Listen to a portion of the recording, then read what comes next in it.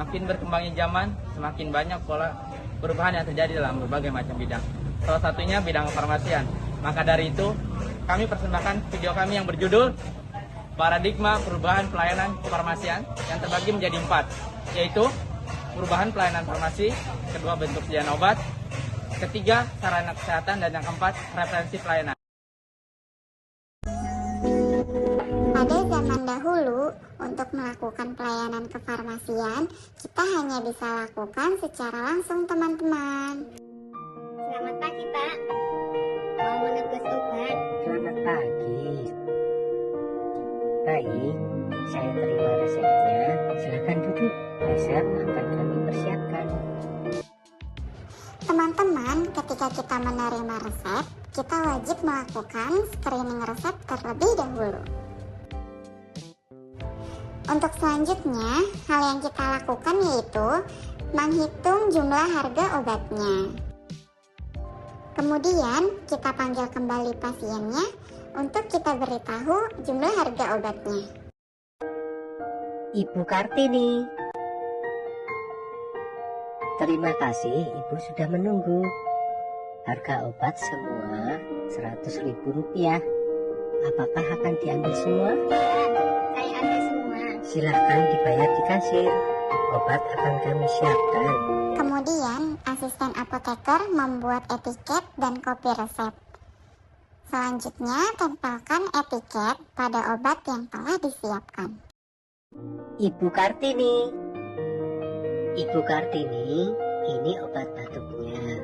Diminum 3 kali sehari 1 sendok takar 5 mili. Setelah minum obat ini, mungkin agak mengantuk, tapi tidak apa-apa. Jika nanti di rumah ada masalah dengan obat, Ibu bisa menghubungi apoteker. Terima kasih. Pelayanan kefarmasian masa kini.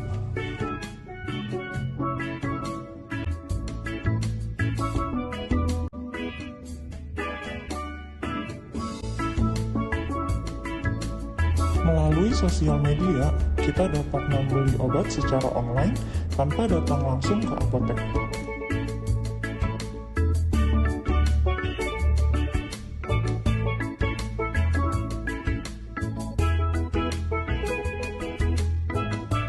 Ada banyak sekali keuntungan loh kalau kita membeli obat secara online. Sebelum membeli obat secara online, kita juga bisa loh berkonsultasi terlebih dahulu dengan dokter melalui sosial media. Dan kita bisa lakukan di mana saja dan kapan saja. Sangat praktis bukan teman-teman?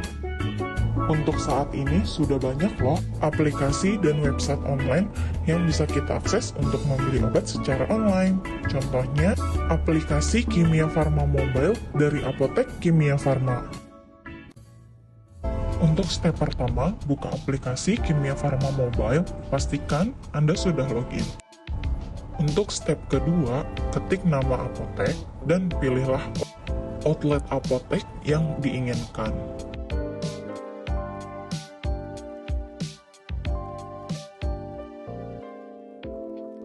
Untuk step ketiga, cari nama obat yang ingin kita beli.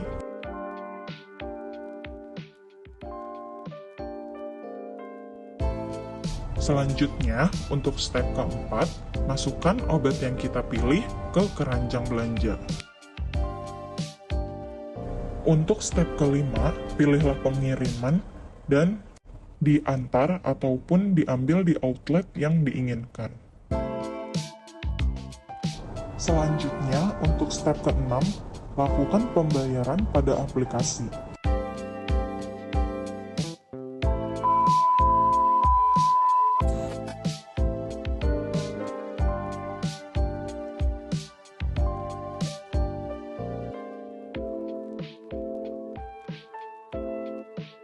Selanjutnya, untuk step yang terakhir, pesanan sudah siap diambil. Perubahan bentuk sediaan farmasi.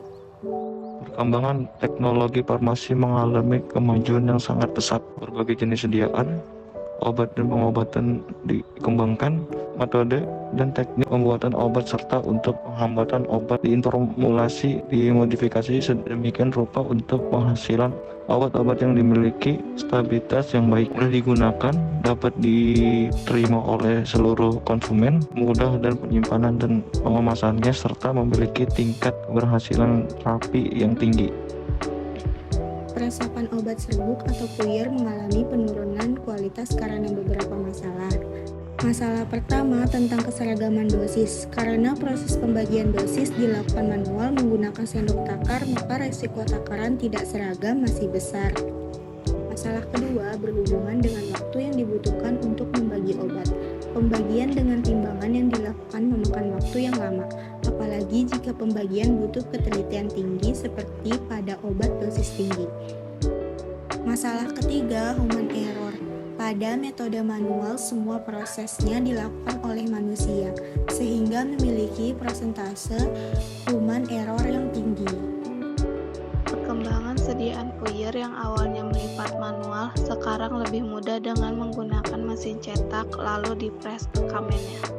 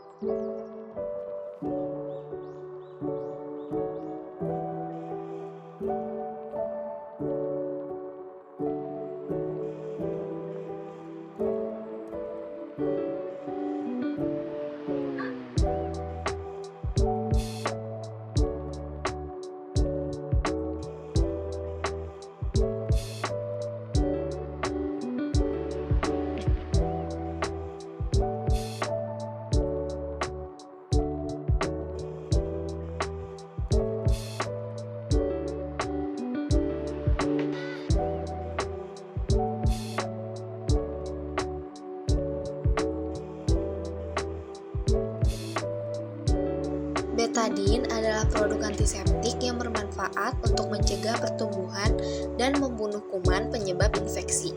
Obat antiseptik ini tersedia dalam bentuk cairan, salep, semprot, dan stik. Bentuk sediaan betadine seiring berkembangnya zaman juga menjadi lebih bervariasi, mulai dari sediaan cair, spray, stik, dan plester. Apotek adalah sarana pelayanan kesehatan untuk membantu meningkatkan kesehatan bagi masyarakat. Apotek juga sebagai tempat praktik tenaga profesi apoteker dalam melakukan pekerjaan kefarmasian. Selanjutnya ada jenis-jenis apotek. Yang pertama ada apotek komunitas atau apotek retail. Tipe apotek ini mungkin merupakan salah satu yang paling banyak ditemui di sekitaran. Yang kedua ada apotek rumah sakit atau klinik. Yang ketiga apotek industrial. Keempat apotek racikan. Kelima apotek berjalan. Keenam apotek perawatan rumah. Dan yang ketujuh apotek riset. Fungsi dari apotek yang pertama pengkajian resep, kedua dispensing atau pemberian obat, ketiga pelayanan informasi obat, keempat ada konseling, kelima yaitu pemantauan penggunaan obat, dan yang terakhir pemantauan efek samping obat. Perbedaan apotek zaman dahulu dengan yang sekarang yaitu pada zaman dahulu jika ingin membeli obat atau alat kecantikan lainnya harus bertemu dengan apotekernya terlebih dahulu. Setelah itu akan diberi apa yang kita butuhkan. Sedangkan apotek zaman sekarang contohnya seperti apotek retail yang dimana kita bisa membeli obat seperti berada di swalayan. Bisa mengambil obat sendiri, setelah itu baru bayar di kasir atau tenaga teknis kefarmasiannya langsung. Secara metode pembayaran, apotek zaman dulu masih menggunakan manual, sedangkan zaman sekarang sudah menggunakan komputer. Referensi pelayanan farmasi zaman dahulu dan zaman sekarang. Kalian tahu nggak sih referensi pelayanan farmasi zaman dahulu dan zaman sekarang? Pasti banyak yang belum tahu kan? Kalau begitu, ayo kita bahas bersama-sama ya. Jadi, pelayanan farmasi zaman dahulu dan zaman sekarang itu sangat berbeda loh. Wah, menarik nih, simak terus ya. Referensi pada zaman dahulu masih memakai literatur dari buku-buku. Contohnya ada ISO, IMO, Farmakopedia, dan masih banyak lagi. Aku kasih tahu gambaran buku-bukunya ya. Yang pertama ada buku ISO. Jadi buku ISO ini untuk mencari informasi tentang indikasi, kontraindikasi, dosis pemakaian, dan efek samping obat secara lengkap. Dan yang kedua ada buku Farmakopedia, dan di sini ada contoh gambar bukunya bisa dilihat ya. Dan yang ketiga ada buku IMO, dan di sini ada contoh gambar bukunya bisa dilihat ya. Nah, itu adalah gambaran referensi zaman dahulu dan buku itu masih dipakai sampai sekarang juga. Kenapa sih zaman dahulu masih memakai buku untuk dijadikan referensi? Karena pada zaman dahulu belum ada teknologi yang canggih seperti zaman sekarang. Masyarakat pun masih awam tentang penggunaan teknologi. Nah, selanjutnya kita bahas yuk referensi pelayanan pada zaman sekarang.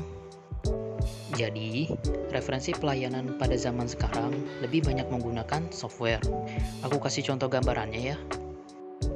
Yang pertama ada Medscape. Yang kedua ada Farmakope. Nah, itulah beberapa contoh referensi pelayanan pada zaman sekarang. Zaman sekarang teknologi semakin canggih dan lebih memudahkan untuk mencari informasi dari berbagai sumber. Jadi, itulah gambaran referensi pelayanan pada zaman dahulu dan zaman sekarang. Masing-masing mempunyai kekurangan dan kelebihannya. Jadi, kesimpulan dari materi yang kita bahas, zaman dahulu yaitu lebih banyak membutuhkan waktu untuk membaca dan sulit membaca dimanapun karena harus membawa buku-buku literatur atau referensi. Sedangkan zaman sekarang lebih dimudahkan karena teknologi semakin canggih dan lebih mudah untuk membaca atau mencari informasi di mana saja dan kapanpun. Mungkin ini saja yang bisa kami sampaikan, kurang lebihnya mohon maaf. Wabillahi taufiq wal hidayah. Wassalamualaikum warahmatullahi wabarakatuh.